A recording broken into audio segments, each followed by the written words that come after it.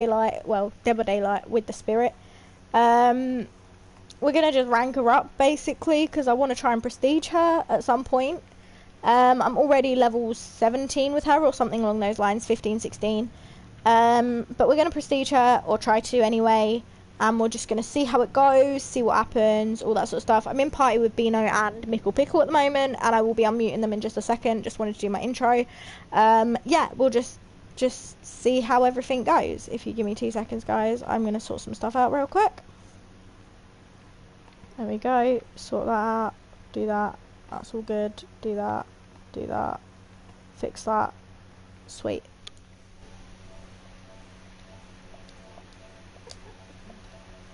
I just had to mute your chat audio real quick, but I'm back. Okay, cool. Hello, Ramirez. Whoa, I don't know. Who should be... There's 2 that I'm looking at the moment, guys, but I'm unsure as to... to raid. Which one has less viewers? Okay. We'll go... This guy's got a sub goal that he wants to reach, so we might as well help him out. Sweeter.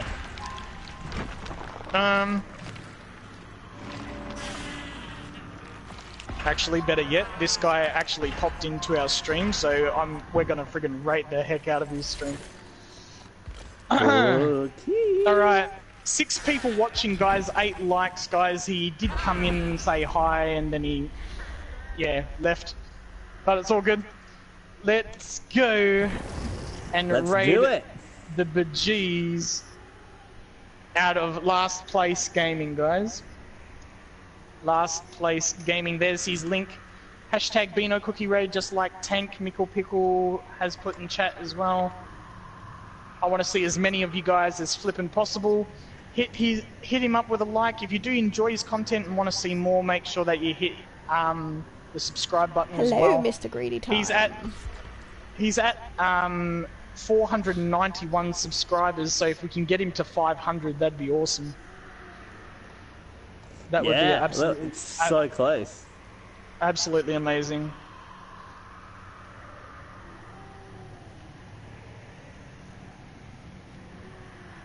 There's a lot of farming and... like farming killers and stuff like that in DBD, that's for sure. Oh yeah. No, that's a definite. Thanks to Tank, Ava, Mickle so far. I'm sure you guys are still going in. Make sure that you go in, guys. Share some love with Last Place. That'd be awesome. Insane Queen. Flippin' legend. I wouldn't go that far. Too late, I did. I know you did. And when Bino says something, it's the truth. That's how it works. Yep. The Cookie King never lies. So 12 likes, guys. 11 people watching. What is he up to at the moment? 492. 492. For me, it said 495. Oh, maybe I need to refresh. Yep. I've got 495 as well. 496. Oh, 4 more. Oh, come on, guys. Come on. Maybe normal YouTube is more 496 now. Accurate number. Yeah, 496, guys. Come on. 13 people watching him right now.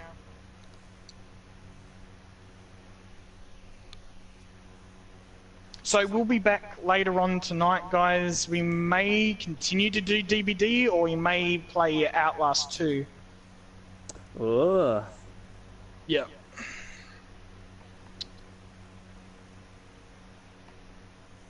So we're gonna do that. Hi, Sophia. But,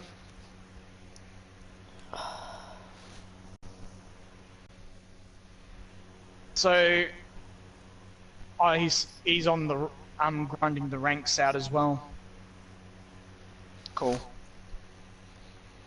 Alright guys, so a thank you once again to everybody coming in with that raid, guys. A big thank you to all our donators, all the people that have raided us. all our new subscribers like Paige, Brennick, and a lot of other people as well. This Outlast is an 2 unfair or map, dude, really. more DBD, I'm not too sure.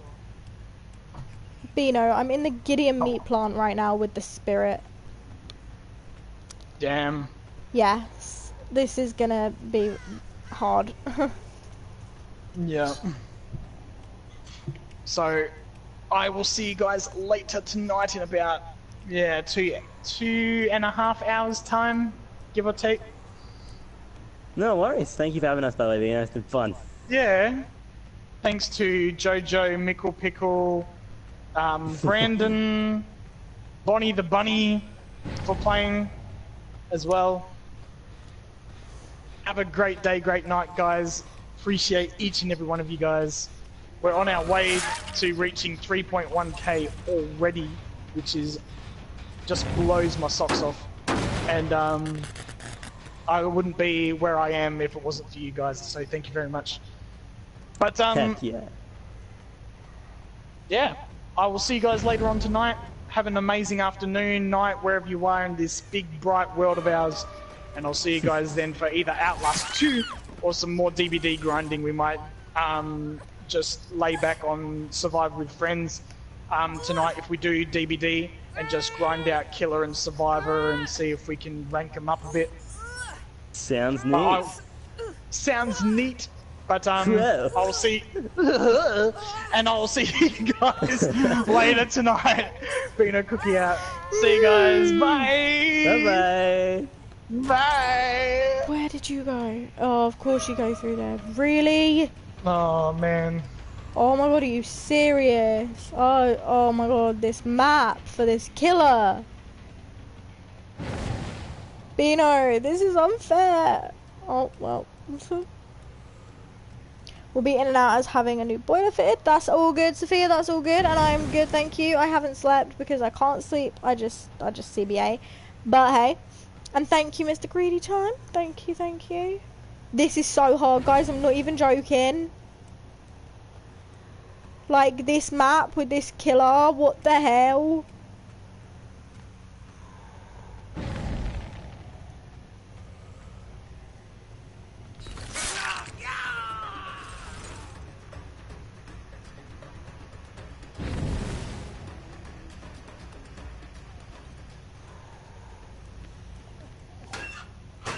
Where the hell did he go? Thank you for subscribing, Ashley Beamer. Welcome to the Insane Squad. I hope you enjoy your time as part of the squad. What the heck? Ah, there you are. You are dying now.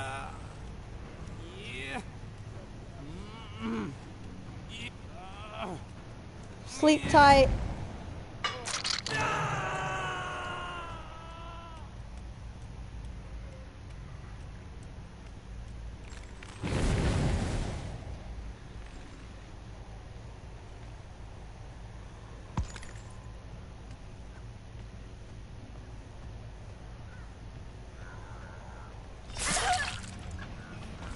Well, you're gonna be an easy kill, ain't ya?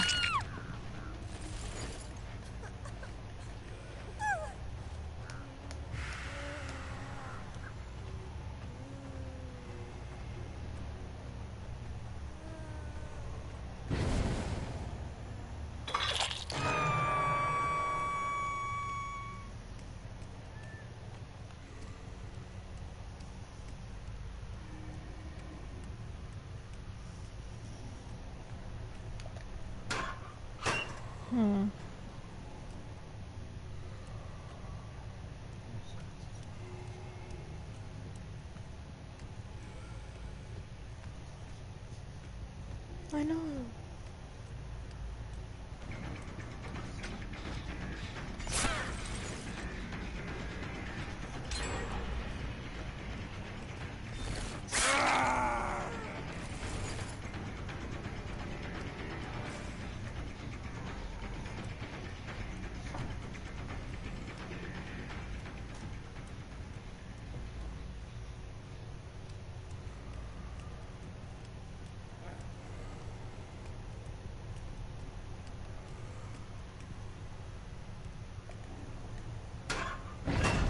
swear I just heard him. Oh.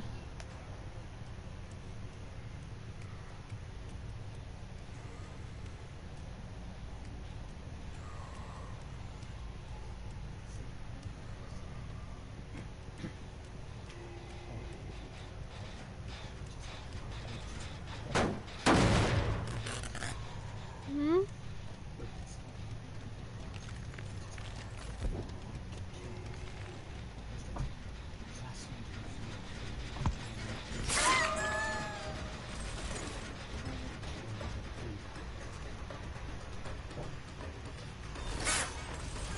Really? You're stupid.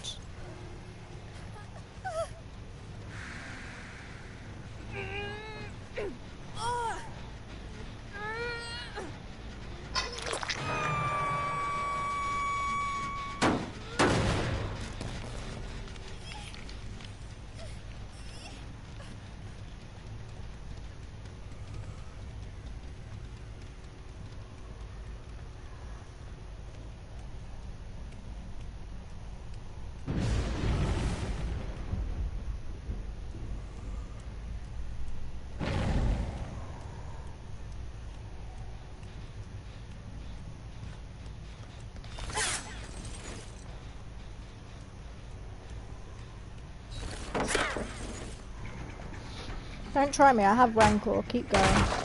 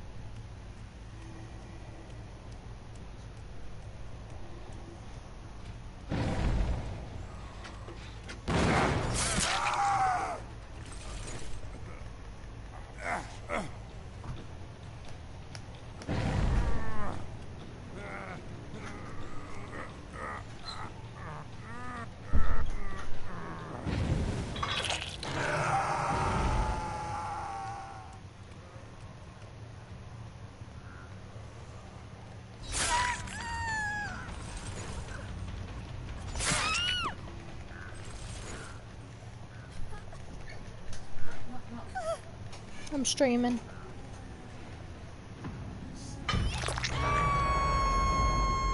Hmm?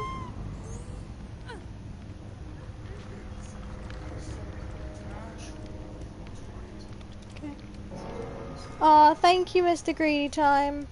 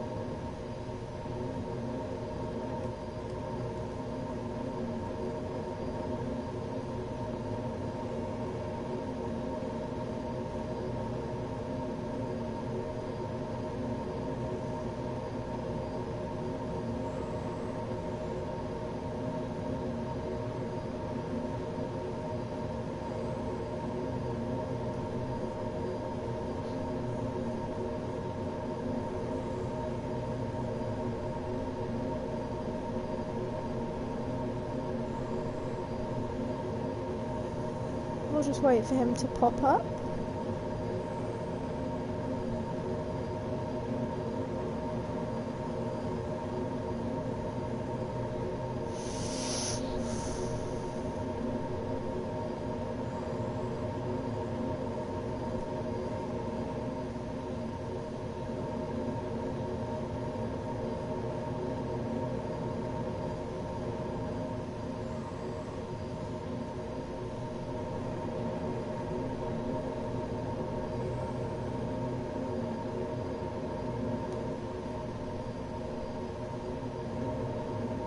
You know what, if he escapes, he escapes.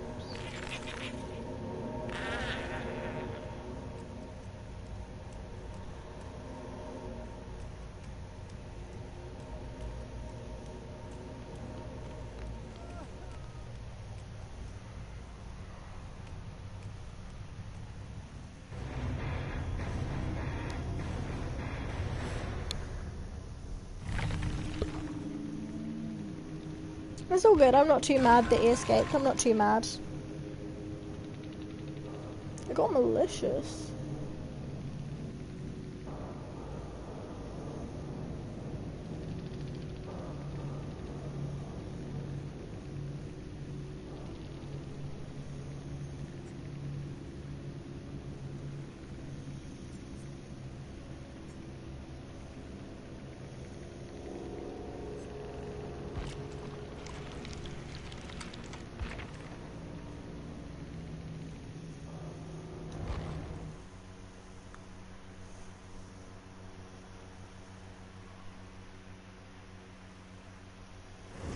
Right, before I start up another game, just give me 2 minutes.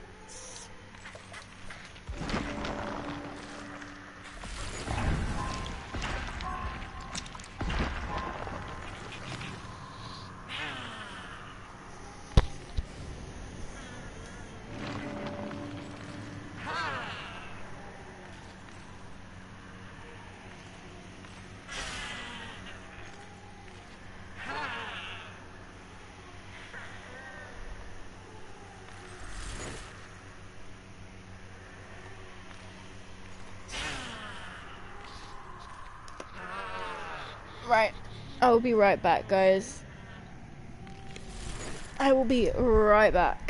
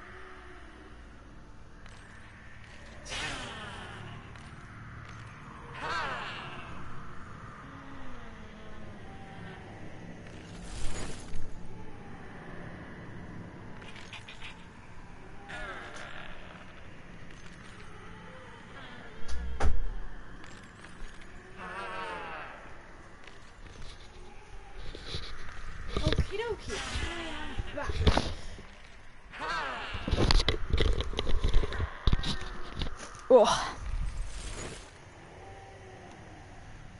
Hello Malik, hello Smurf.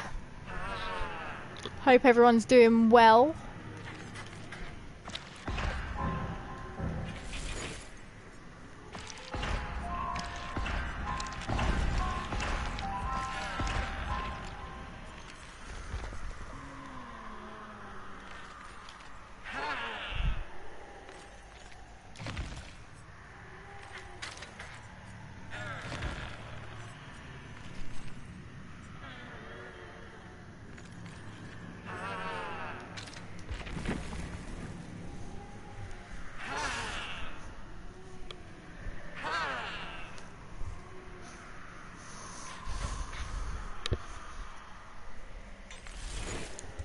Good, I'm glad to hear that, Malik. I'm glad to hear that.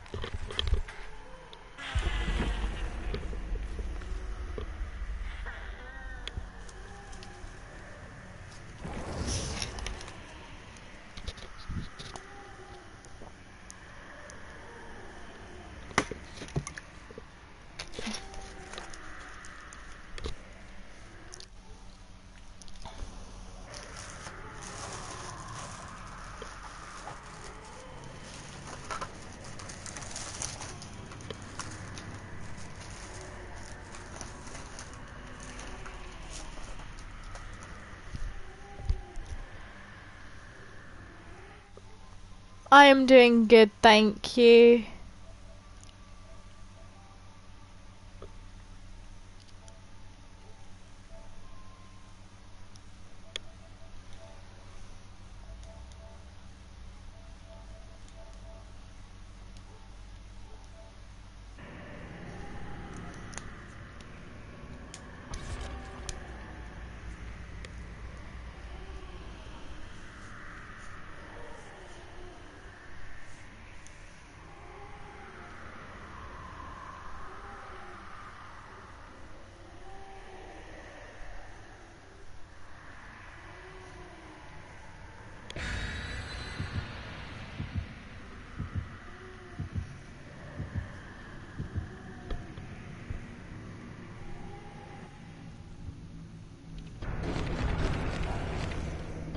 Yeah, I'm doing good, I'm doing good.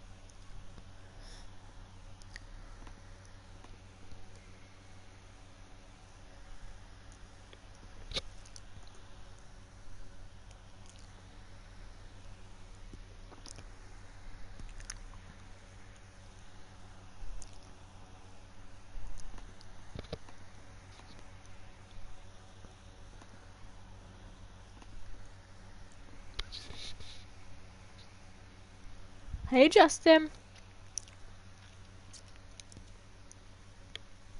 I have heard the PlayStation 1 is being remastered. It sounds like it will be interesting.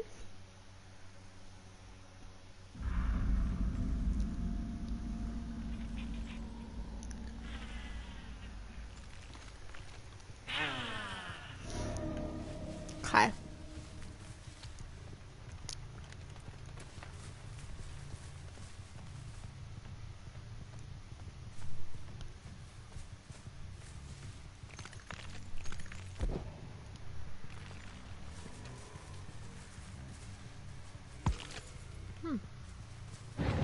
No one's at that one.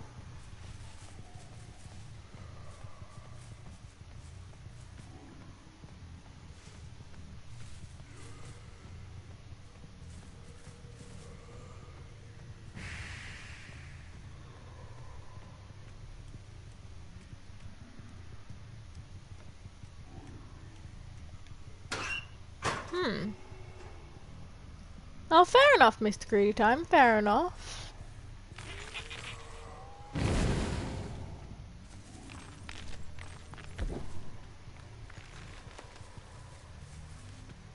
Oh, they're sabotaging hooks.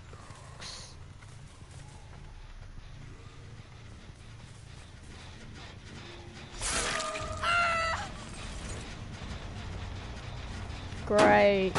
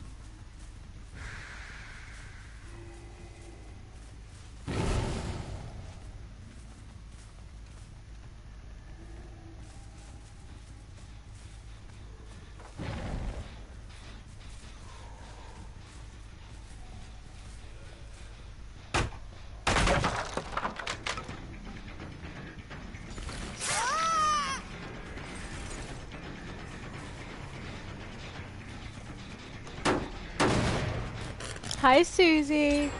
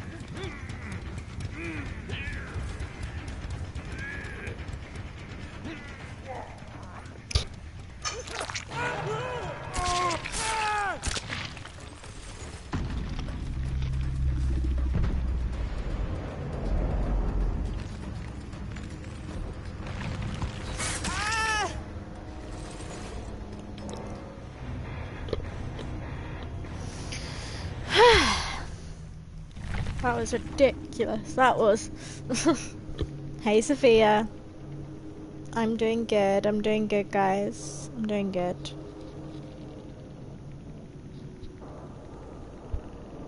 The spirit's fun to play as, I'm not gonna lie. I'm loving the spirit. She's fun. She is so much fun.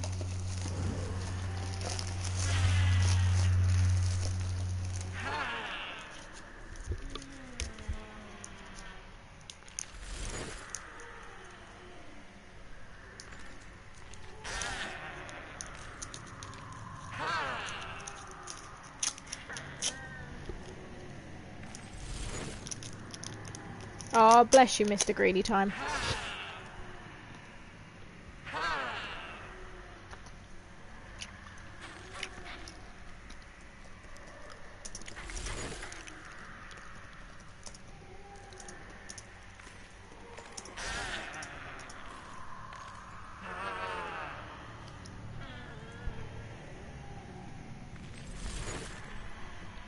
Yeah, she's good, Sophia.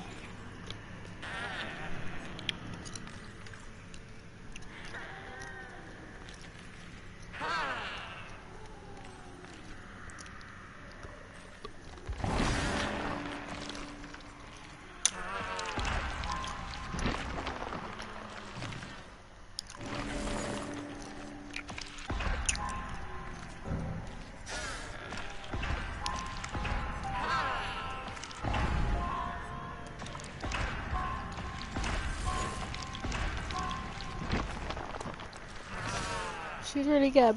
I'm liking the new killer. For definite.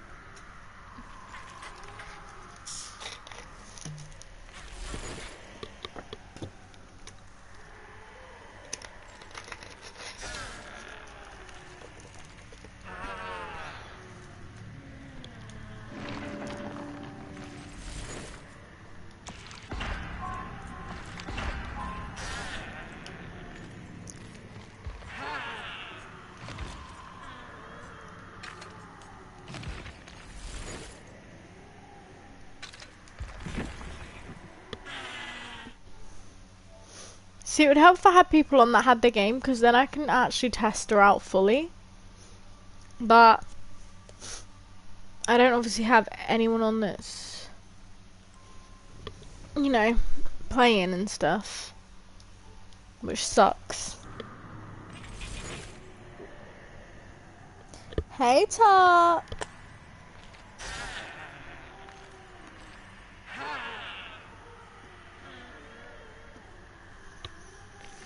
Yeah, definitely, Sophia, definitely.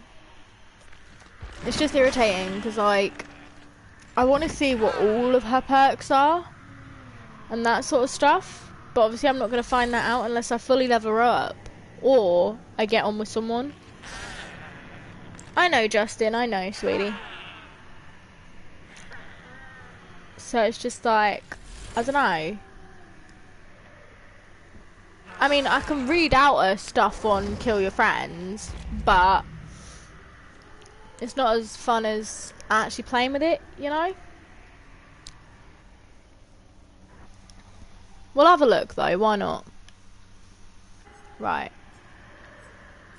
Okay.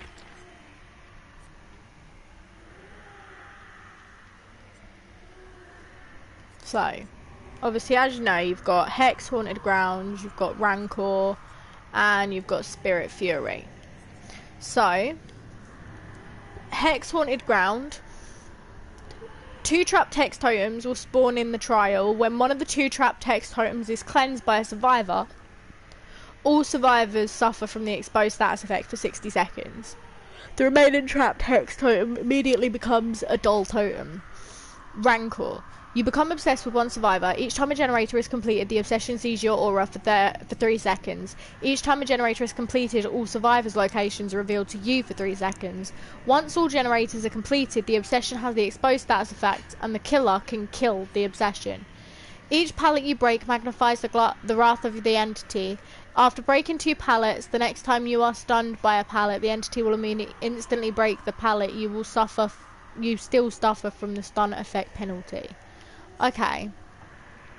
She's I'll read her story out to you, Sophia, and you'll understand why she's wearing bandages. It's kind of weird, but okay. Father's glasses, a pair of dad glasses that belong to an overworked salaryman. Survivor blood trails are visible while using Yamaka's haunting, which is the phase walk. Mother-daughter ring, a silver ring engraved with "For my precious daughter," tremendously increases Yamaka's haunting movement speed, and scratch marks are no longer visible while scratch marks are no longer visible. Okay. So, and then you've got dried cherry blossom, a crumbling dried cherry flower, once the symbol of immortality, slightly increases passive phase-in duration and slightly increases the frequency of passive phase-in. Prayer bead bracelet moderately decreases the range of the sound emission radius while using Yamaka's haunting. Wakazashi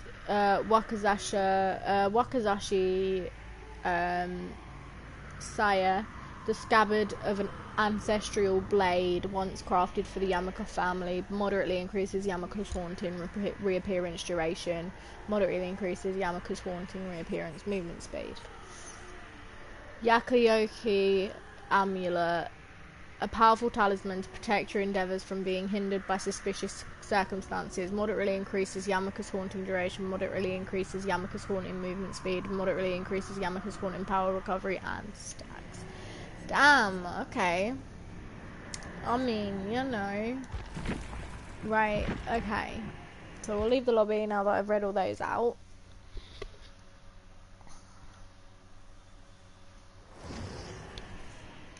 Okay. Now, I'm going to read her background to you guys real quick. Because it's quite interesting, to be honest. I like knowing killer backgrounds. Don't ask me why. It's just something I like to read. So, Rin is who the spirit is. And she's got the Yamaka's Haunting. The spirit can use her power, Yamaka's Haunting, to enter an ethereal plane and reappear at a new location. Tap and hold the power button to charge. The spirit will depart her physical body, leaving behind a stationary husk. While Yamaka's Haunting is active, the spirit may traverse freely to a new location, moving at a faster rate for a short duration. She's still confined to movement within the physical environments and surroundings. The spirit leaves the physical plane, losing sight of all survivors. She can, however, still sense the scratch marks they leave in the environment. The spirit will produce an audible cue at her current location. Once the power has ended, the spirit retains her speed boost for a brief period and her husk fades away. Using Yamaka's Haunting depletes the spirit's power bar. The power bar will automatically replenish over time. The power bar must be fully replenished before it can be triggered again. And then, as you guys know, Spirit Fury, Haunted Ground, and Rancor. Okay, so backstory. Rin was the only child of the Yamaka family. She was raised in the dusty halls of the traditional house in Kagawa. She studied education at Takamatsu, a private university which weighed heavily on her family's shaky finances. Her mother got ill that year, and the bills started piling up. Rin worked part-time in a futile attempt to help lighten the load. Her father faced a debt that grew without end. He started working double shifts in hopes of obtaining a promotion. That's when he started losing sleep. A dark whisper would keep him awake all night, reminding him of his hopeless situation. Exhausted, he started to lose grasp of reality, fighting to deny what the voice whispered at night. Rin's father made a desperate move. He met with his superior and explained his situation. He begged for a bonus, an advance, time off, anything. His request was denied. The company had launched a defective product line that was costing them dearly. Someone had to be held accountable, and Rin's father fitted the bill perfectly. He was fired after 22 years of service. That evening, Rin came home from work. Hello, Keezy HD, welcome to the stream. BRB needs to do my hair and stuff. That's fine, Sophia. That evening, Rin came home from work. She stayed late to entertain customers that lingered at the restaurant. As she parked her bike in the shed, she heard her mother scream from the house. She rushed in, climbing up the stairs to her parents' room. There she found bits and pieces of her mother on the floor. Her limbs were clean cut, tangled up in an unnatural position. Her breasts were sliced up, revealing her ribcage, which was cracked open. Rin gagged. A sharp katana came crashing down. Rin blocked the blade, which bit into her bare forearm. The shock of recognition interrupted her pain. Her father was wielding the katana with a stoic expression. She cried out to make him stop, but he slashed her arm again, hence the 2 slices in one side of her arm. She rushed off and slid on the blood-smeared floor. Using the door frame as support, she raised herself up. The katana ripped through the wall, leaving her other arm, hence why she's got a cut in her other arm. She screamed in pain as she limped into the hallway, only to be met by her father's blade. She stepped back, trembling, as she held together the soft, loose flesh of her abdomen. Images of her mother's tangled limbs flashed before her eyes. Rin charged at her father, making him stumble back. He punched her torn abdomen, and she reclined in pain. As she struggled to get back up, he slashed her thigh, making her collapse on the floor. As she crawled towards the stairs, he grabbed her hair and yanked her against the partition. The glass shattered on impact, and she fell through, landing 1 floor down. She heard footsteps somewhere above her. With effort, she moved, worming her way into a sea of broken glass. The shards gnawed at her, ripping her flesh. He had to be stopped. He would not get away with what he had done to her, with what he'd done to her mother. Coughing up blood, her chin grazed the glass, adding to the bleeding. A low-pitched heartbeat started to ring in her ears. Her body felt so heavy she could no longer move. The ground shook with her father's footsteps. She knew she was not going to make it, but she no longer cared. She would make him pay. in this life or the next. A dark fog slowly veiled her eyes, but it could not subdue her rage. She would not rest. Not yet. The darkness whispered, promising blood and revenge. An oath was made, and Rin closed her eyes. So that's why she's got 2 slashes in her right arm. No, her left arm. 1 slash in her right arm, and a slash in her thigh, and a slash in her abdomen. Because her father cut her abdomen, 2 places in one of her arms, 1 place in her other arm, and 1 place in her thigh.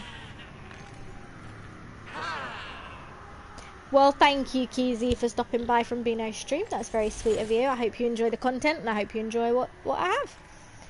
Toxic Life, welcome to the stream. Thank you. I do try to make my commentary interesting when it comes to the backstories of killers and stuff.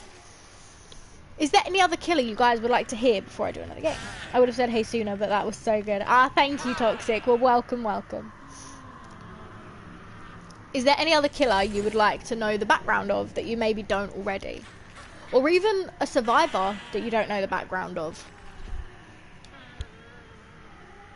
Anyone at all?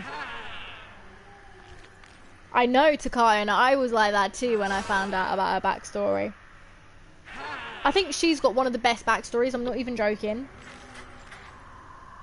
Yeah, Justin, your wifey been through some shit.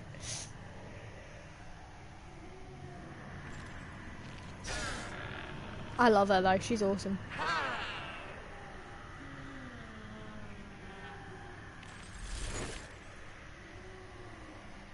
The Doctor. I can do the Doctor's story. The Doctor's got a pretty good one too. Yeah, it's you, Karen. I'm pretty sure. Yeah. I know who you are, girl. I'm not that silly. Come on. You should know me by now. Okay, we'll do Herman. And then we will, we'll have a look at everyone else. Alright? So if you let me know someone you want to know, other than the Doctor and the Spirit, whether it be a survivor or a killer, I will have a look. So, backstory for the Doctor. Showing exceptional aptitude in psychology, Herman was handpicked for special training in an advanced neuroscience program located in a secret black site facility in Illinois, known as the Leroy Memorial Institute. Really a front for the CIA. This is where Herman met Dr. Otto Stamper, where under his guidance Herman began to use strange and ever-increasingly vicious methods to extract information from prisoners sent to the institute, which was also a covert prison and re-education centre for whoever was the USA's current nemesis. His liberal use of violent electroshock therapy revealed dramatic results, and several threats to national security were uncovered. Over the years, Herman became known as the Doctor, and no one ever questioned if he had ever held a medical certificate, or even what happened to the prisoners after they had given up their information. It was only after the Leroy Memorial Institute went silent for a week that the true horror was finally discovered. The personnel, patients, and prisoners were all found dead, with all types of head trauma. All personnel's and prisoners' bodies were accounted for, including Dr. Otto Stamper, but no sign of Herman the Dr. Carter.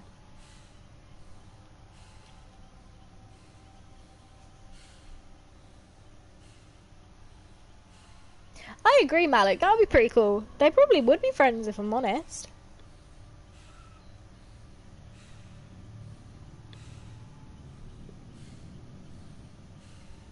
The Doctor makes me laugh.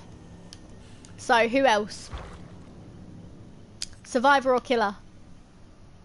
So, you've got Dwight, you've got Meg, you've got Claudette, you've got Jake, you've got Nia, you've got Laurie, you've got Ace, you've got Feng, you've got David, you've got Quentin, Detective Tapp, Kate, or Adam. You've got the Doctor, the Trapper, the Wraith, the Hillbilly, the Nurse, the Shape, the Hag, the Cannibal, the Doctor, the Huntress, the Nightmare, the Pig, the Clown, the Spirit, obviously Spirit and thingy. I want to know Feng Min. Feng Min is literally in my life. Okay, we will have a look into Feng. Okay. Feng Min was a young girl when she first picked up computer games. and she was instantly hooked.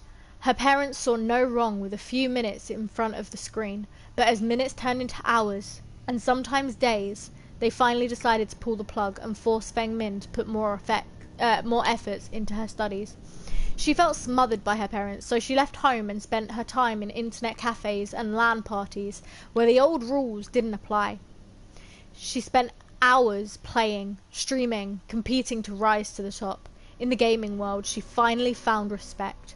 Nicknamed the Shining Lion, she was invited to join a prestigious esports team where she found a sanctuary free of the misconceptions and prejudice she had felt from her parents and the non-gaming world.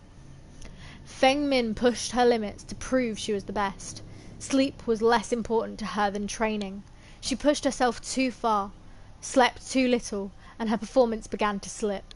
She started to lose. At night she would stay up, tormented by the thought of disappointing her parents and her fans. She spiraled out of control and fell into a pattern of self-destruction. She started wandering the streets and visiting bars, waking up in places she didn't remember. One day, she woke up somewhere completely different. Hi, David. So there you go, that's Feng Min. So that's why she's got technician, because she's the techie. Anyway. Huntress, okie doke. We'll go through as many as you guys want, because I don't mind sitting doing this and then going on to play. Okay.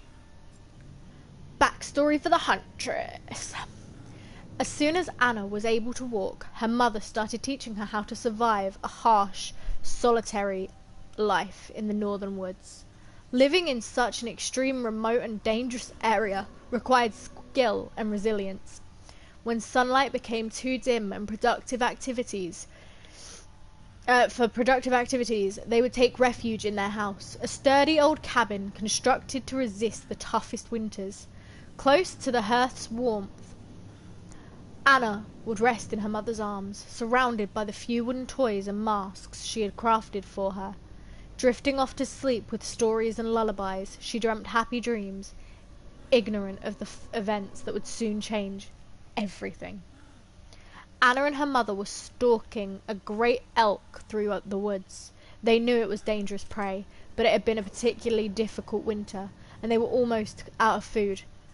The spectre of starvation frightened them more than any forest creature. Without warning, the elk reared, bellowed, and charged at Anna. She was paralyzed with fear as the whole world seemed to shake under the immense beast's pounding hooves.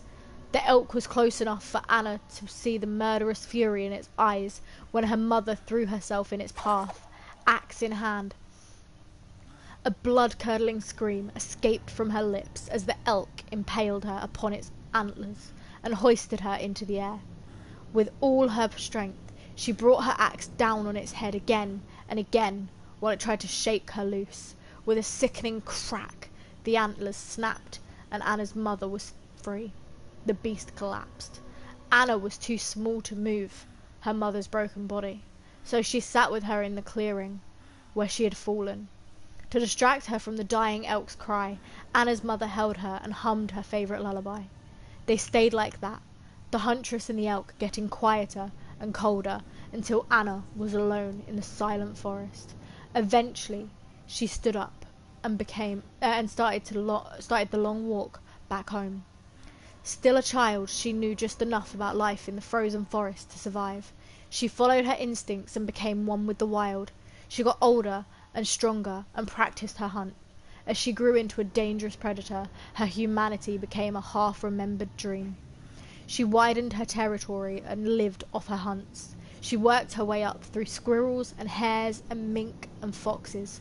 Eventually she grew tired of them and hunted more dangerous animals like wolves and bears. When unexpected travelers came through her woods, she discovered her new favorite prey. Humans, unlucky souls who strayed into her territory, were slaughtered like any other animal. She liked to collect their tools and colourful garments, and especially toys when they were little ones. But she could never bring herself to kill the little girls. Girls she would take back to her house deep in the woods. They were precious, and looking at them woke up something deep in her heart. She craved the closeness of a loved one, a child of her own. Among the pillaged wooden toys, dolls, and storybooks she couldn't read, the girl would be tied by the neck with a rough and chafing rope, fastened firmly to the wall. She couldn't let them wander off, or they would surely die outside. Every time the girls would waste away and die of cold or starvation or sickness, every time it plunged Anna deeper into pain and sorrow and madness. She was compelled to try again, and started raiding the nearest villages to slaughter families and kidnap their daughters. She wore one of the animal masks her mother crafted for her so many years earlier to try to calm the frightened children.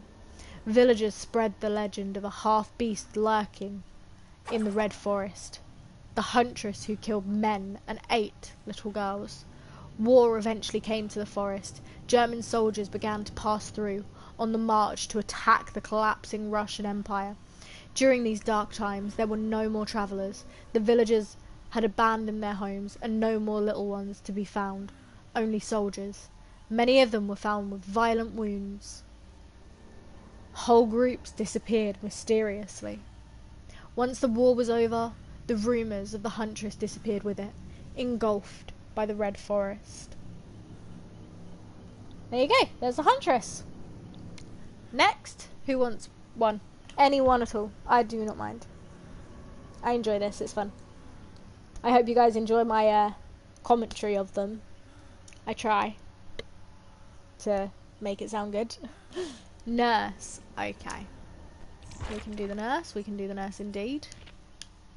I don't even know most of their backstories. I only just started reading them today, so... Oh, the nurse's backstory ain't that long. Sally Smithson came to town with dreams of children's feet and laughter in a wooden home built by her husband, Andrew. And one day, Andrew's foreman had to pay Sally a visit, forever changing her life, with no other option. Sally had to find a way, but the only employment she could get was at the Crotus Pren Asylum. She started at the bottom, doing the hard night shift. Over the years, her mind had reached its limits. Decades of seeing horrid things that violate her eyes. Finally, she could not take it anymore, and concepts of purification emerged inside her. As the morning staff arrived one day in September, they found over 50 dead patients, lifeless in their bed, along 4 staff members, also dead. Only Sally had survived the night, but her mind was gone, rocking back and forth, non-stop. They got her into an ambulance, but that ambulance never reached the hospital. It was found crashed in a nearby wood. All the staff dead, and Sally nowhere to be found.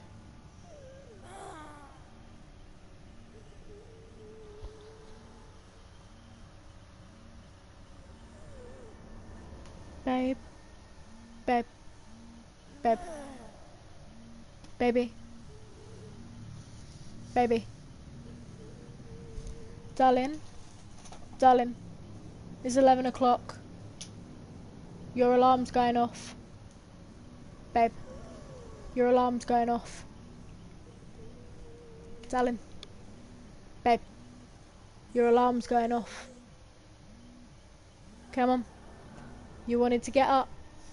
You got the job centre soon, didn't you? The hag. Okay, give me a sec, kitten.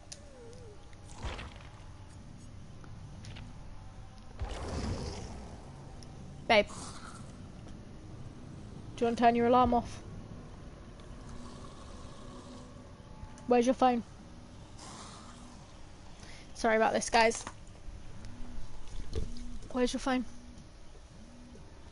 Where's your phone? Where's your phone?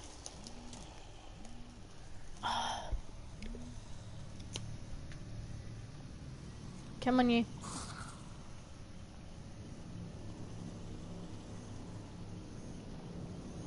How do you turn alarms off?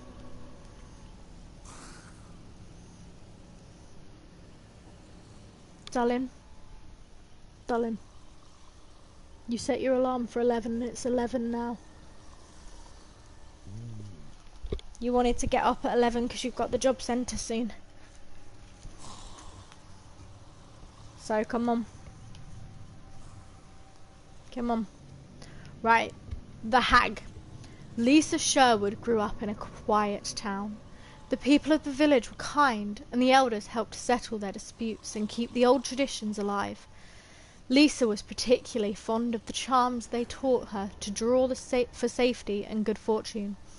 One night, as she was walking home through the woods, a terrible storm struck without warning.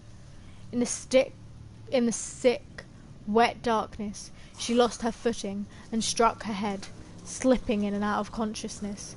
She watched dark shapes approach between the trees. Soon, they were close enough for her to make out their evil, hungry grins. They kept her chained to the wall in a flooded cellar. Through the gloom, she could see others, whose open wounds swarmed with flies. They did not survive long, once the cannibals began carving bites from their bodies with their rusted blades. But somehow, Lisa persisted. Starved and mutilated, her gaunt arms became loose in their shackles. She pulled, and the metal tore through skin and muscle until she was free. Her flesh oozed vicious yellow pus, and bones were visible beneath gangrenous wounds. She could go no further. Delirious, she thought of home. She thought of the elders. She traced the symbols they had taught her. A dark hunger stirred inside her. It yearned for blood. She chose vengeance. The police search eventually brought them to the old house in the swamp.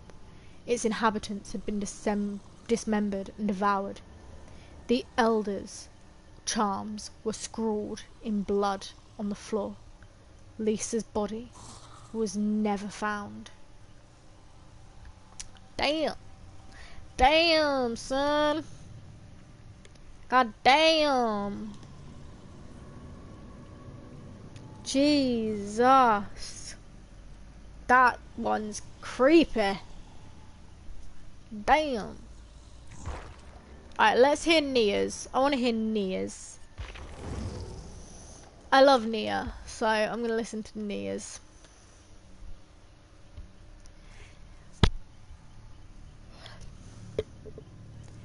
Nia grew up in the small town of something in Sweden. She had a happy childhood, even though her mum and dad worked hard. As the opportunity to move to the US became a reality, she started acting out. Nia was forced to leave her friends and life behind. Nia shied away from what her parents considered normal. Instead, she took refuge in skate parks, and her tag Matchsticks was seen more or less all over her new hometown. Nia made a sport out of tagging government buildings, avoiding the fuzz and any other danger with her nimble cat-like abilities. Finally, Nia's parents became used to her disappearing for a few days on end. She may have gone too far when her friends dared her to tag the old Crotus Pen Asylum. One moonless night, as she was never seen again. Holy damn! Okay, so who was the Crotus Pen Asylum? Wasn't that just said by... I swear that was the Huntress, or was that the nurse? Was that the nurse or the Huntress that was Crotus Pen? Let me check. No, the Huntress was Redwood. Was it the nurse? I think it was the nurse that was Crotus Pen. Yeah, so the nurse is who went after Nia. I see. Interesting. Okay, give me someone else, guys.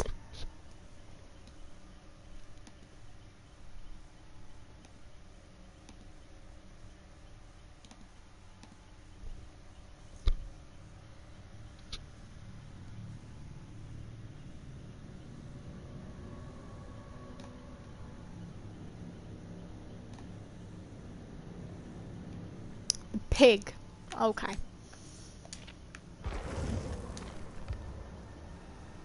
Oh gosh. Backstory. When John Kramer, better known as Jigsaw, planned for his son to be born during the Chinese zodiac's Year of the Pig, he wanted it to represent fertility and rebirth, a new beginning for him and his wife, and the start of a charmed life for his son. But that plan was shattered on the night that a junkie broke into his wife's clinic, hoping to score. After this event resulted in the death of his unborn son, John finally caught up with the junkie, making him his first test subject, and the pig was changed forever too. It became a representation of the disease that was rotting John from the inside, a reminder that we are just meat unless we elevate ourselves by our actions, by grasping life from the jaws of death. The pig became a vessel, an agent of Jigsaw, conveying the subjects to their test. For some of those who emerged victorious, the pig could still be a rebirth into their new lives as apprentices, even disciples of Jigsaw. That was the case for Amanda Young, a troubled soul whose life had been a catalogue of harm, both to herself and those around her. That changed when she faced and bested Jigsaw's test. Deciding her life was worth something, she became devoted to Jigsaw's cause, ready to take over when the cancer consumed him. But she became more dependent on John, her anguish at his impending death combining with a belief that their test subjects weren't capable of saving themselves, of being reborn in the crucible of the games. Seeing this, John presented her with another game, another chance to save herself, but Amanda let her rage and jealousy rule her actions. She failed the test and took a bullet as a consequence. Bleeding out on the tiled floor, darkness engulfed Amanda's vision, accompanied by a sound like creaking wood. Then she was in a forest, once more viewing the world through the eyes of a pig. Trees surrounded her, their branches clawing at her from all sides. Waves of panic washed over her, and she could hear her breath reverberating inside the mask. Had she been damned, cursed to spend her days here in this guise? Or maybe this was another test. Maybe she hadn't failed at all. John always thought one step ahead of everyone else, planned for every eventuality, and he would never give up on her. Surely. Jigsaw may have gone, but he had passed her on to another, a being for whom she would be the pig again. Ultimately, she saw now that she had been right in the choices she had made. The time for games was over. There was no chance of redemption for any of them. They were meat, and meat was destined to die. Interesting. Night Hawk, thank you for stopping by, my love. All these other kids with these pumped up kicks, you better run faster than my bullet. All these other kids with the pumped up kicks, you better run. There you go, that's... Damn. That pig. Whew.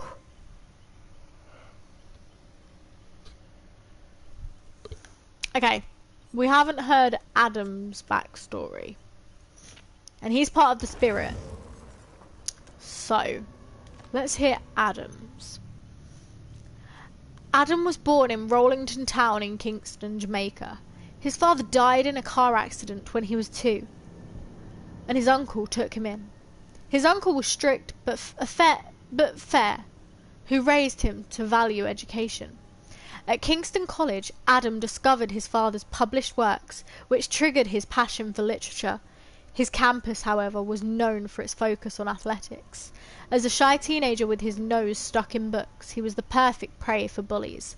What he lacked in sports, he made up in grit. He learned to defend himself in the thick of it.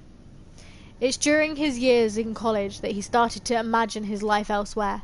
While his close friends orbited the music industry, he followed a surer path. His grades granted his admission to higher education, and there was a demand for teachers abroad. After graduating university, he taught extra classes to afford applying fees overseas. He had a steady diet of long commutes, grading pleas, or grading pleas, something. Nightly lesson plans and early classes. After a year, he managed to apply for a position abroad. His first plane ride took him to southern Japan for a new start. There we go. His life in Kagoshima was hectic. There was little time to do everything he took for granted back home. His Japanese was elementary at best, which slowed him down. Buying groceries took hours, long commutes had to be planned, and lesson plans relied on Japanese notions, which he had to learn. But after a few months, he found his rhythm. He reflected on it one morning while riding the train to work. He no longer had to study the kanji characters filling the map.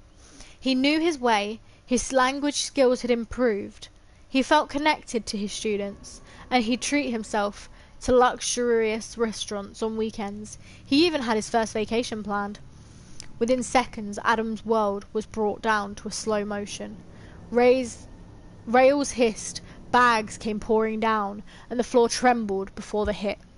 Adam crashed forward as the train flipped upside down. He landed on a window pane as an unhinged door came flying at a passenger. He rolled over so that the door would hit him instead of the girl. He shut his eyes as he braced for impact. But nothing happened. He squinted one eye open, and he saw nothing but darkness. A heavy fog had taken over the train.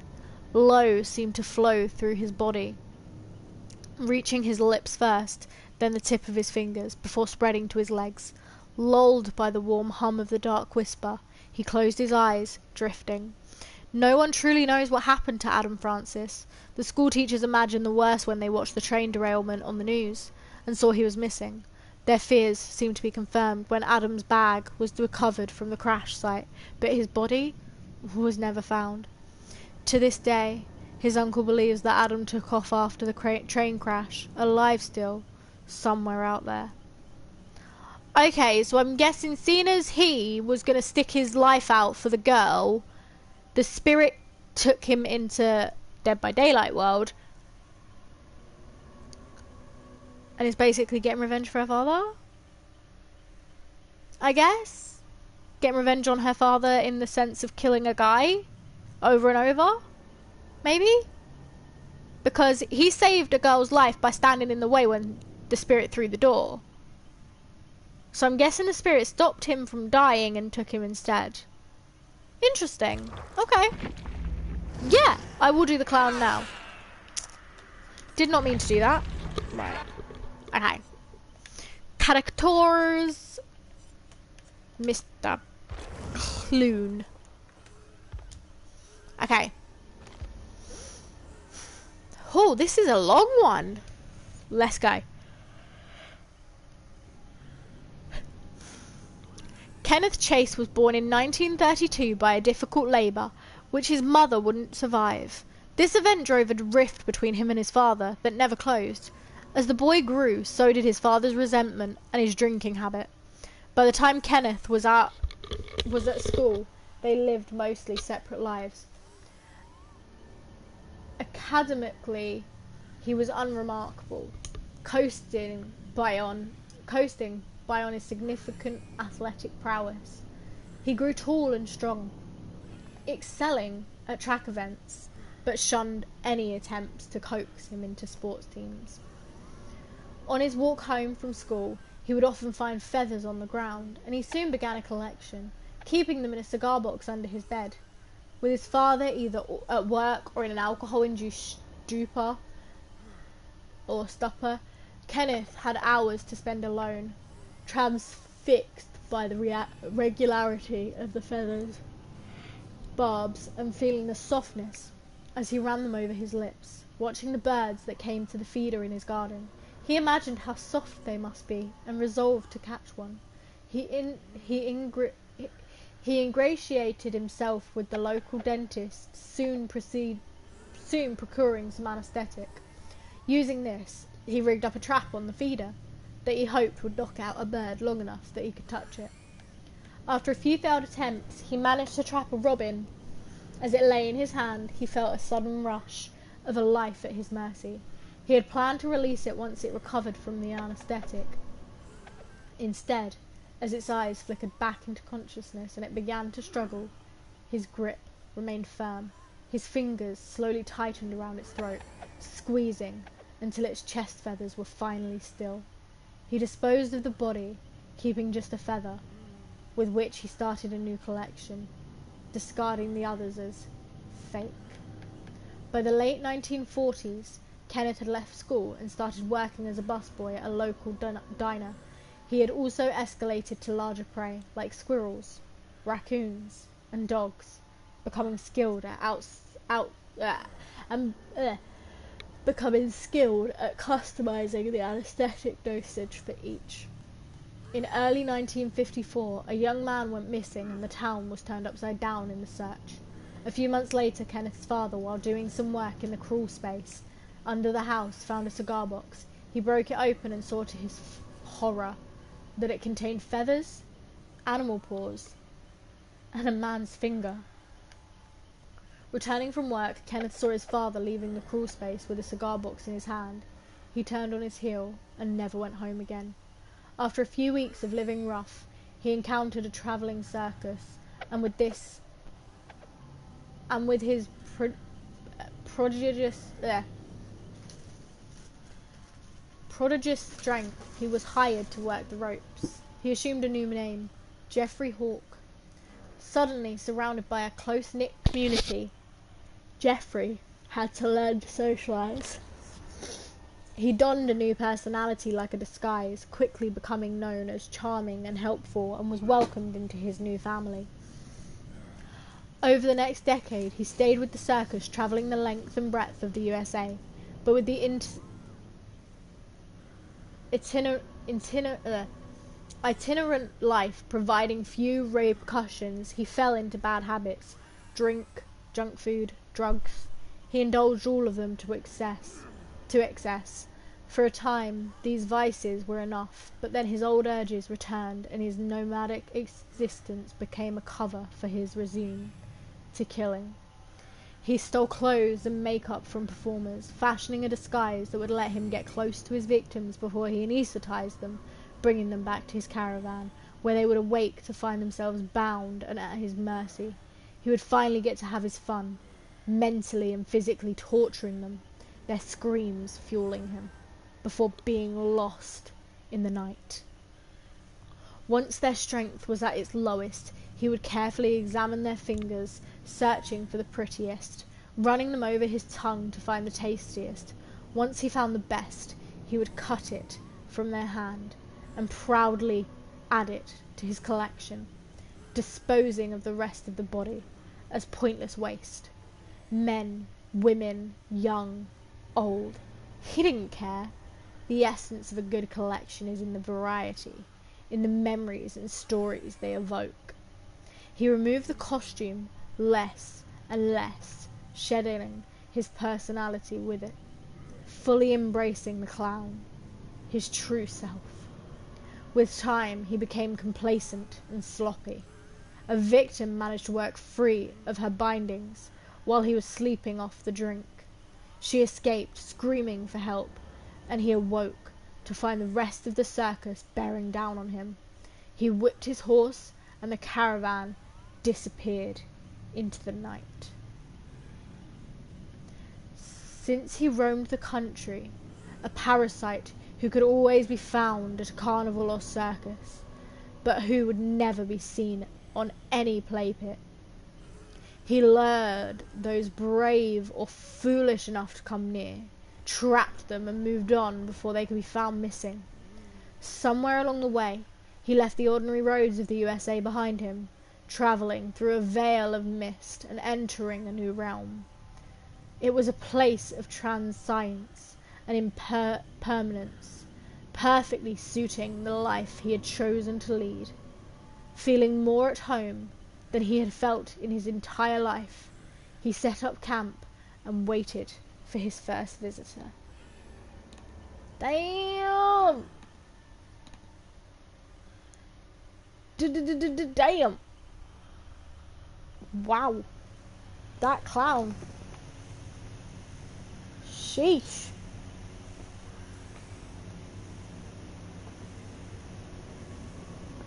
That's crazy, dude.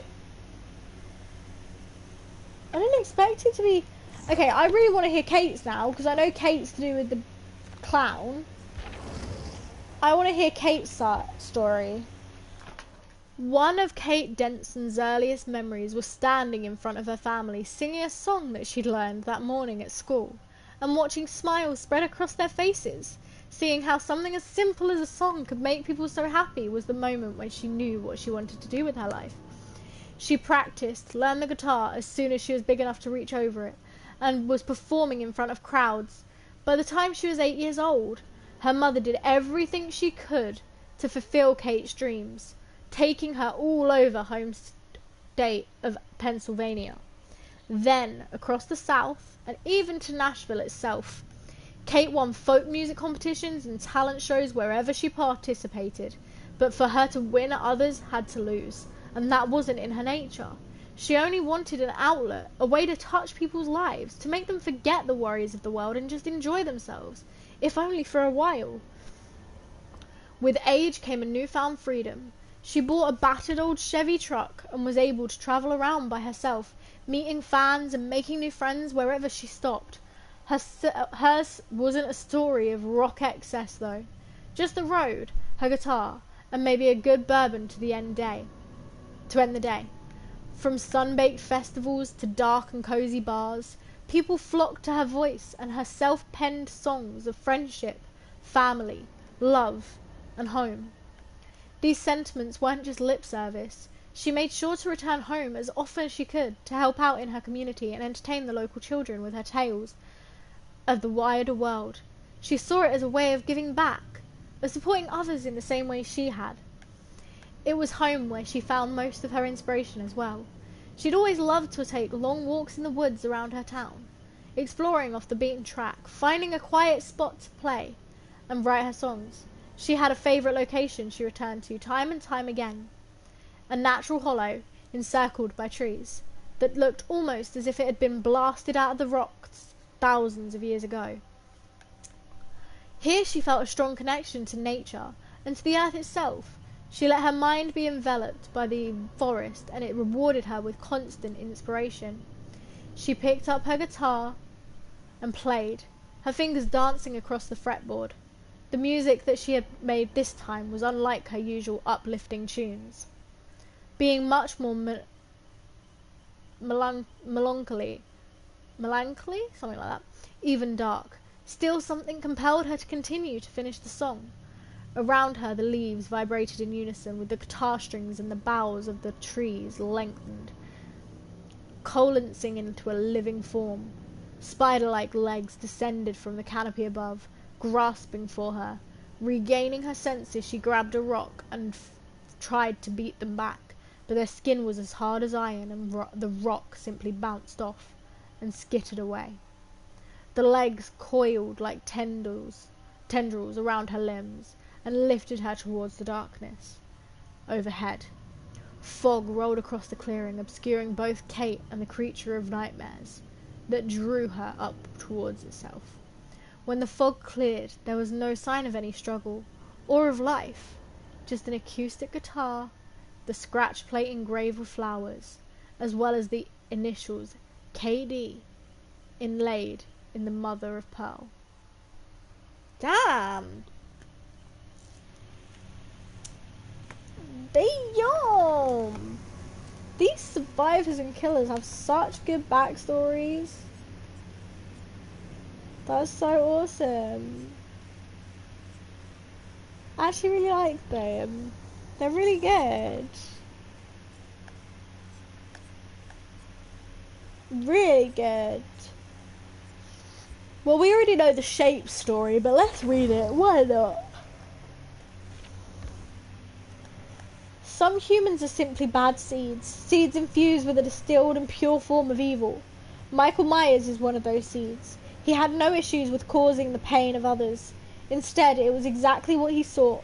But even life can be tough on those with minds filled with terror. The difference is just how one goes about to solve these problems. For Michael, he had to kill to find some inner peace. As he took his sister's life, the police found a silent boy dressed as a clown at the scene. When one stumbles upon a growing fire, one does not pour gasoline on it. but this was an action taken by officials that had no idea how it would shape this demon in the boy's body. Sending Michael to a mental institution was a feeble attempt to save the child. Unsuccessful therapy and rightly screams just made even more introvert and deranged. People hoped that Michael Myers would end up a parenthesis, soon to be forgotten and buried. A failure that soon were to rot away. But then, he escaped. Dun dun dun! Oh, I love the backstories. They're so good.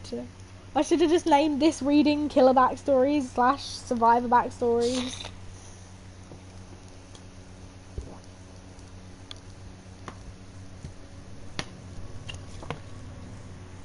Oh, that was amazing.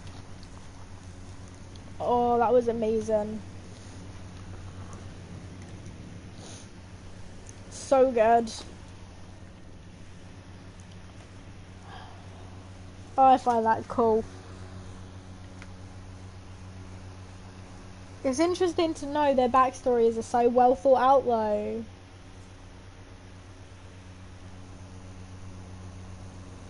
Really well thought out.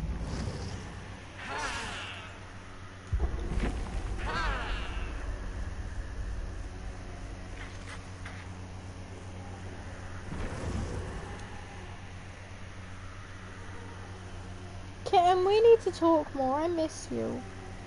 Sad face.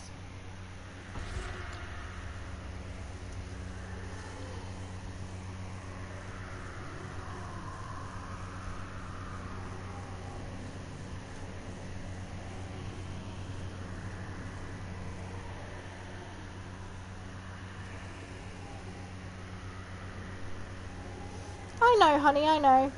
And I'm hopefully going to have a busy schedule of my own at some point. She hopes. Baby, you gonna wake up? Your alarm went off. I'll take that as a no. It's 11:30.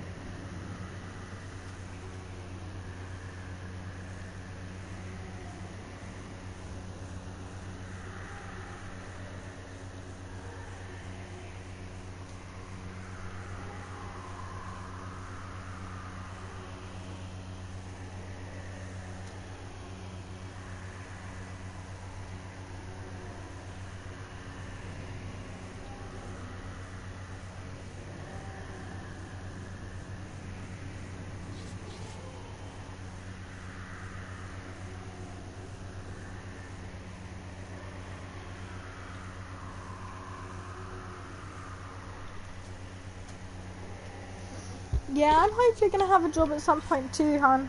Hopefully. Right.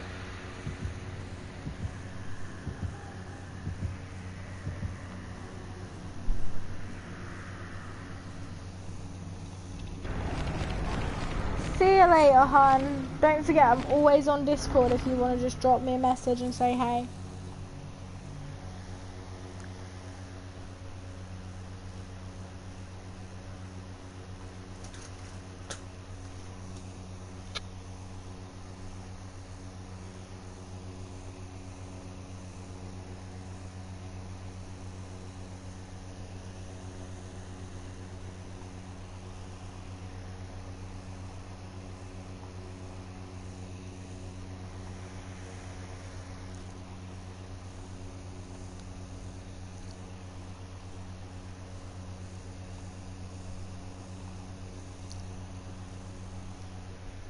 See ya, honey.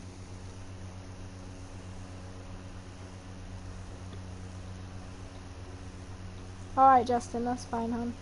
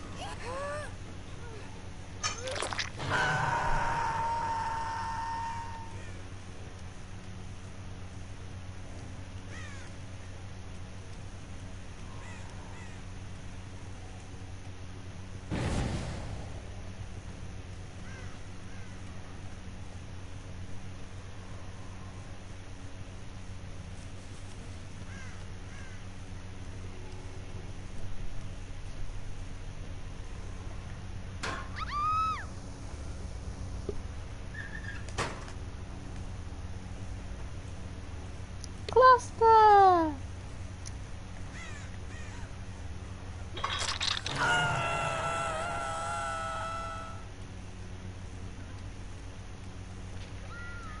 Hello.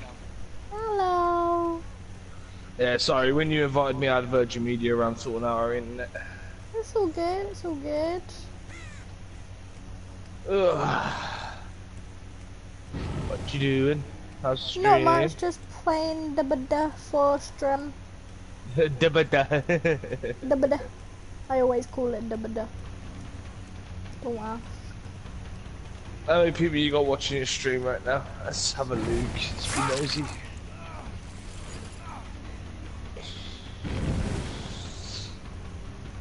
Oh, I'm disappointed. Why? I bought an adapter from Amazon, so I can connect my phone up to the TV. Right. The bit that goes into my phone doesn't fit my phone, even though it's the right adapter. Oh dear. See, I'm a bit disappointed with Amazon right now. Oh. It's not even showing that you're streaming. I didn't get a notification.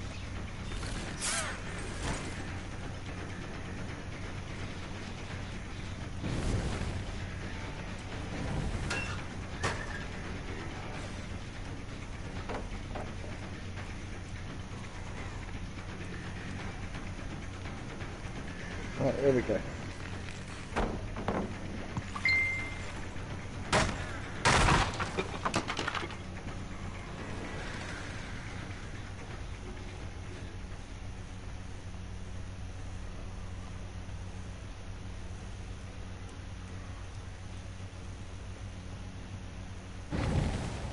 No face cam today.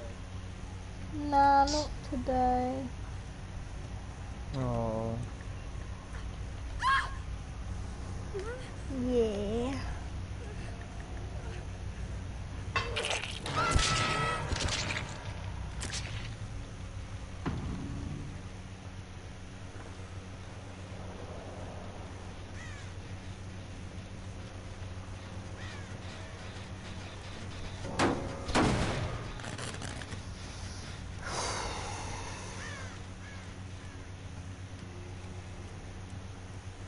I've decided I'm gonna spend $8.99 on getting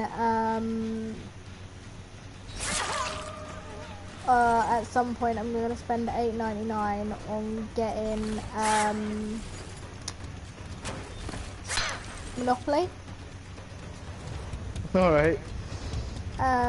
It's got 3 of the Monopoly games, and I was like, yo, I need to get this.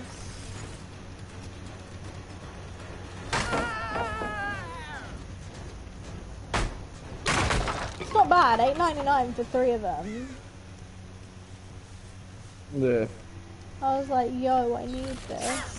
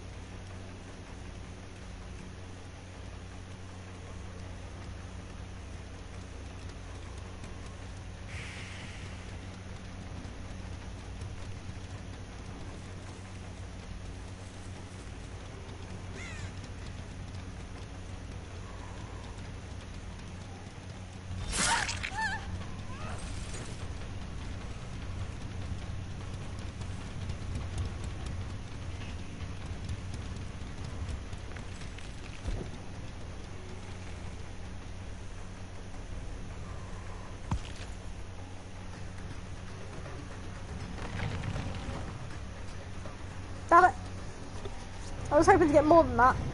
Ugh. Unlucky, unlucky. This institute though is so hard as the killer, like, unless you're a killer that it's quite easy to be, like, the spirit's so hard to do the, like, phase walking through, because, like, there's so many alleyways and so many doorways that you've got to go through. Yeah, I noticed that. It's literally amazing, isn't it? Yeah, it's bloody annoying, and then some doors don't obviously have actual, like, openings, they're just, like, wood doors that are just in front of the, in your way, and it's just like, god damn it.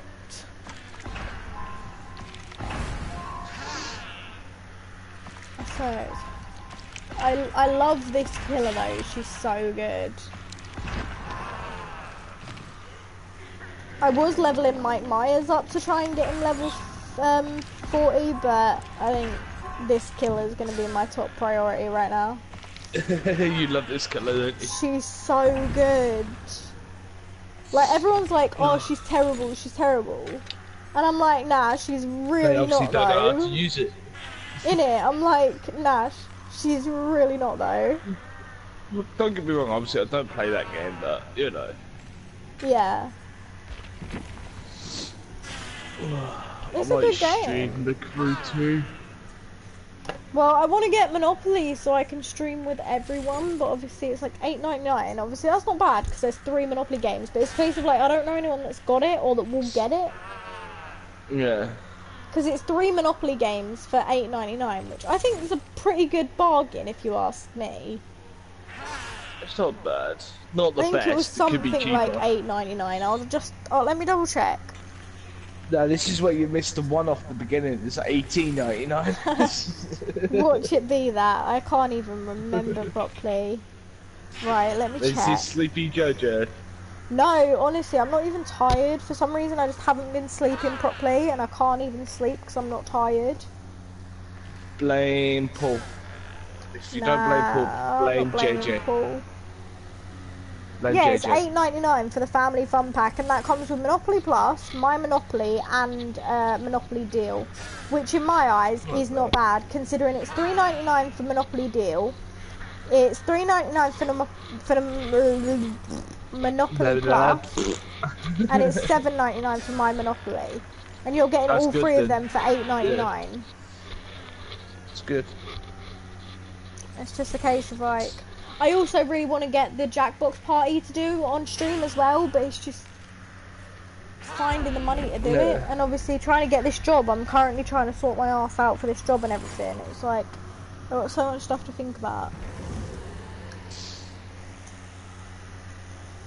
bloody annoying, man.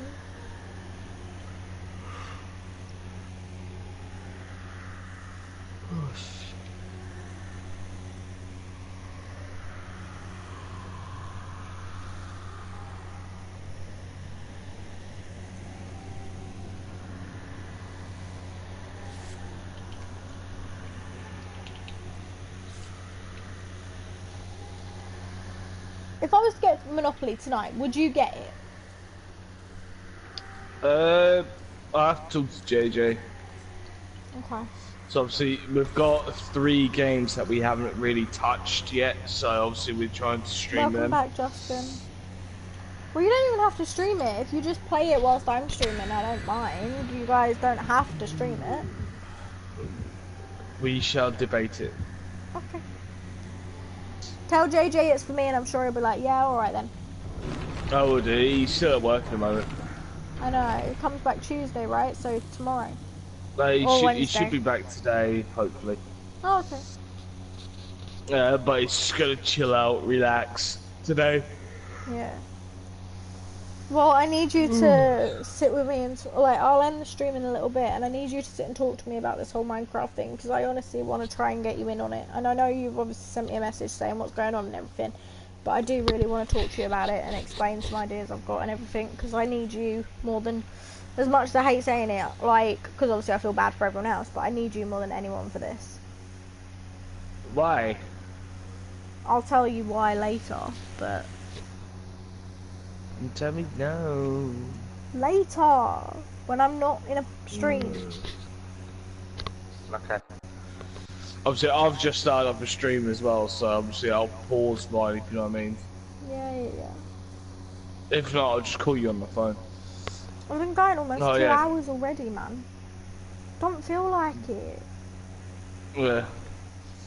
I can just call you on Discord, can't I? So. I just don't feel like I've been going 2 hours, man. Go settings, audio, there we go. Overall volume, put it down to half. Oh, I'm in this place again, are you serial?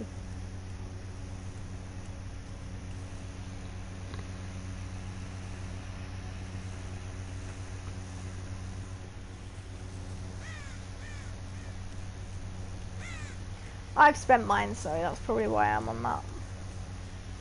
I don't get how I've done 2.5 hours in stream when No idea. Justin's done 3. How does that work?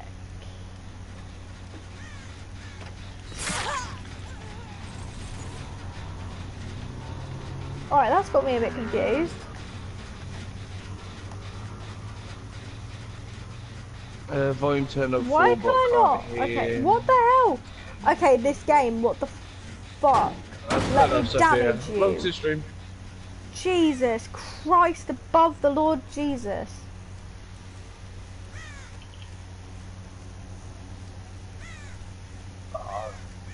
These guys are horrible to drift in this game. I don't think you're beating Justin still though. Justin, I don't think you're beating Jaden still. No, Jaden's on 2,300 and Vigilante is on 2,400. Yeah, you're not beating them at the moment. And Prawn Destroyer, aka BTG, is on 2,100. Yeah, you got a little ways to go before you beat Jaden. But because obviously he's not here while I'm streaming right now, you are gaining a few more points than he has been.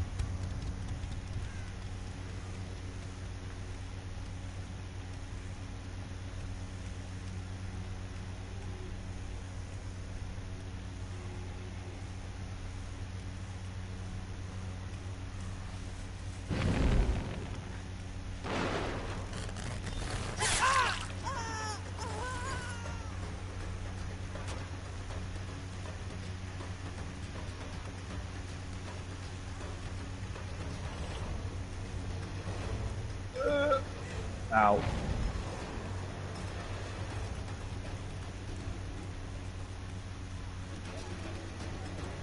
I don't see details. Go away. I think I broke my game.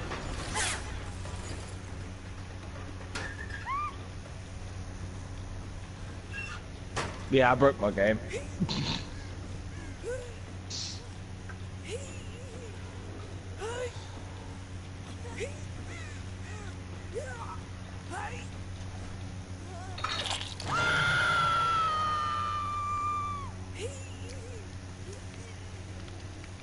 Oh well. So this stream has to be cut short after 4 minutes because my game's froze.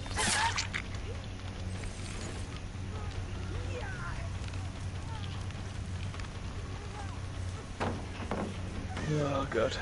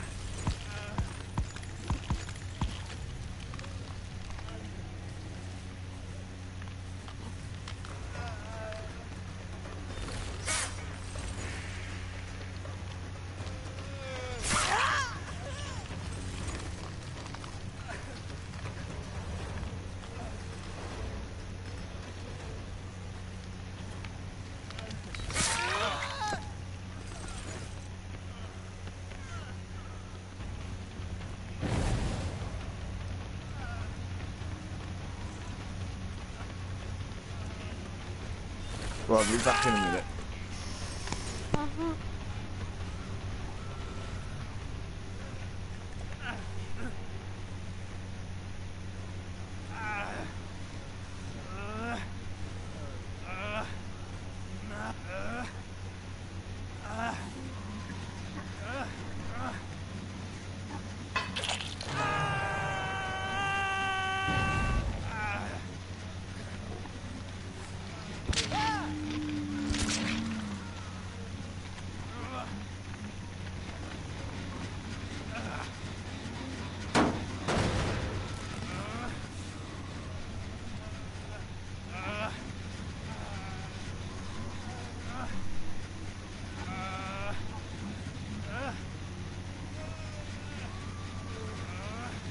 Oh my god, hello Jaden, Jesus Christ, hi.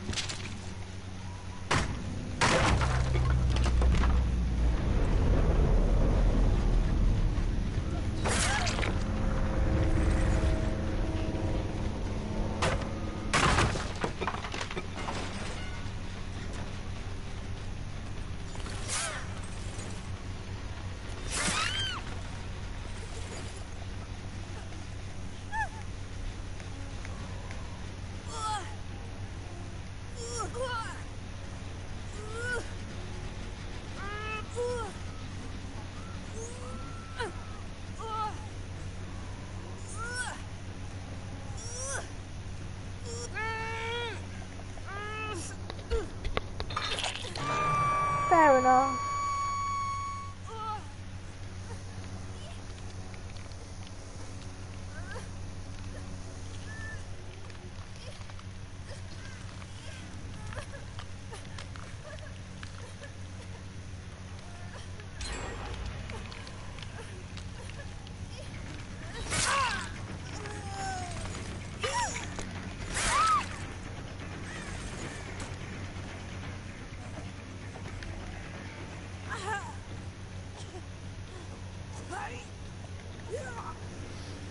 Hi Lacey, hi Billy.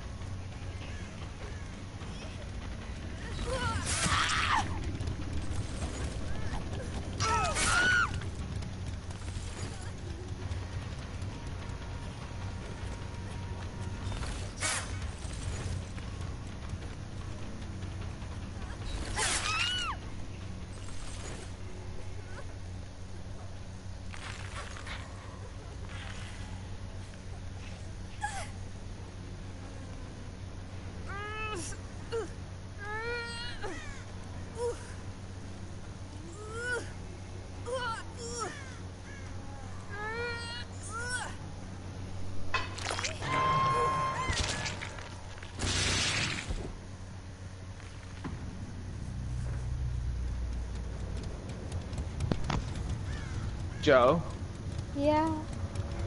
I'm gonna suggest JJ's account into party just so I could like do some stuff for No! him. You bitch! Oh! Okay. So yeah, JJ's not back yet. I'm just gonna make him money on the game through my account. So.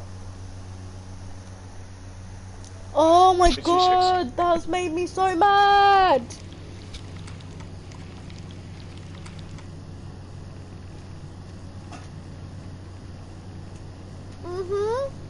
I should have taken him down first and then oh my god, I'm an idiot.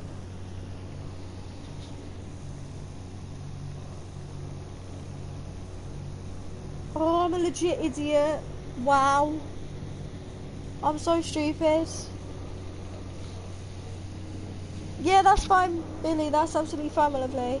And I'm good, thank you, Billy. I hope you're well, as well as you, Lacey. I'm good.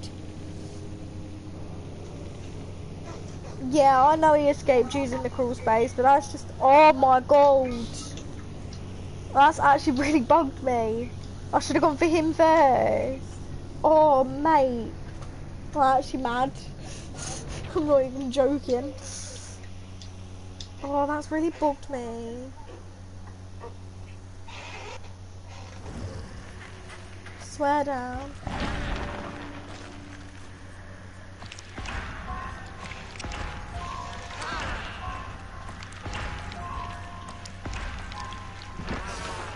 You can call me whatever you want, Billy. By all means.